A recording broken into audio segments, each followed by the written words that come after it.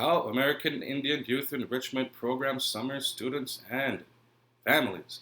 Mr. D Machiapi. This is Mr. D, and we are here this week for the third week of our summer program. And this week's cultural theme is on the medicine wheel. And if you're not quite familiar with the medicine wheel, if you look over one of my shoulders, you will see that there is a painting that is titled "We Are Still Here." I painted that for an exhibition that was put up in the Schmidt Gallery. And what it represents is the medicine wheel. So there are four color elements to it: black, red, yellow, and white, which represent the four cardinal directions of west, north, east, and south. There's a really cool website I like to use to help look up information. So if you see this here, you'll see a medicine wheel represented right there on the page. And this is a really cool website based out of South Dakota that shares a lot of cultural knowledge about Lakota people. So I'm going to read a little bit about what the medicine wheel is and what it represents, and a little bit about the color, placement, and meaning. And then we're going to finish up with a quote from Black Elk, who was a Lakota man from the 1800s and lived into the 1900s, and was very well respected medicine man. And then I'll show you the kit that you'll be getting this week, and you'll be also getting a printout that has this information that I'll share with you today. All right. So it says Lakota medicine wheel. The medicine wheel is a sacred symbol used by Plains tribes and others to represent all knowledge of the universe. The medicine wheel consists of a circle with horizontal and vertical lines drawn through the circle's center. Sometimes an eagle feather is attached to the wheel's center. Design meaning. Circle. The circle represents the sacred outer boundary of the earth, often referred to as the Sundance Circle or the sacred hoop. It represents the continuous pattern of ongoing life and death. The lines. The horizontal and vertical lines represent the sun and a person's sacred path, respectively. The crossing of the two lines indicates the center of the earth where one stands while praying. And then the feather. The eagle feather is a sign of Wakatrankas, the Great Spirit's power over everything. Now, color explanation. The directions as they are called upon in the medicine wheel are often associated with the sacred color. Each direction has a messenger. So if you start with the west, the color is black, and the messenger for that direction is the black eagle, and is connected with the power of rain and purity of water. North is red, and its messenger is the crane. North is home to winter and is believed to promote good health and growth.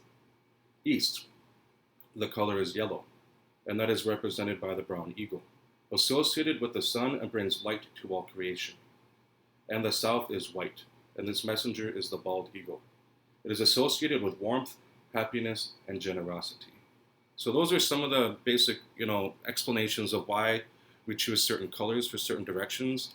And then, of course, they have certain messengers that represent them also. So again, we talk about the circle quite a bit. And so Black Elk, again, like I said, was a medicine man. He came up with this explanation of why circles are so prominent in our culture. He says, everything an Indian does is in a circle. And that is because the power of the world always works in circles. Everything tries to be round. The sky is round, and I heard the earth is round like a ball, and so are all the stars. The wind in its greatest power whirls. Birds make their nests in circles, for theirs is the same religion as ours. The sun comes forth and goes down again in a circle. The moon does the same, and both are round. Even the seasons form a great circle in their changing, always coming back again to where they were.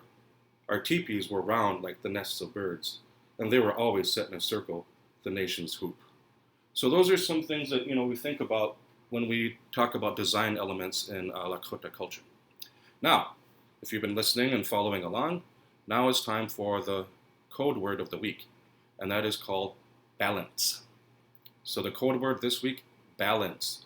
So when you check in on Thursday and Friday in our meetings, balance is what you're going to tell myself and Mary Beth to earn an extra ticket to show that you actually did your work. All right. So in your packet you're going to get this week, you're going to get really good directions and showing you how to wrap the hoop in a very basic kind of things, and they're pretty small overall. So I think that this is something that's pretty doable. If I can open this up properly, there we go. So there's your directions here. So pretty straightforward. I don't know why it keeps doing that, but pretty straightforward directions. And sorry, fading out here. And I think that you'll find them, workable. And you'll get 4 of these. Whoa. I just went out.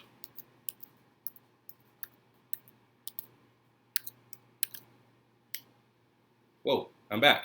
All right. Sorry, guys. Faded out there. You're going to get 4 of these. And you can see you can break those little pieces out.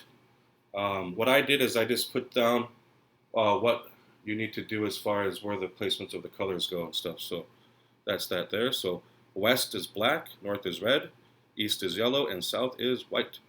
And what you're going to do is you're going to get a packet that has the 4 colors for you to wrap them up. Okay? So that's how that works. You're going to get them, you're going to wrap them, and also you have this. There's a little bit of glue. Very powerful glue. Be very careful with it if you use it. But otherwise, they also show you a very basic wrap technique that will actually pin them down, and then you can just trim it when you're done. And we'll kind of go over that on Thursday and Friday. So that's that. Again, the word is balance for this week, and I hope you guys are doing great. Sorry that the video got a little bit weird, but hopefully you saw enough to go off of. And yeah, so look forward to seeing you guys on Thursday. See you soon.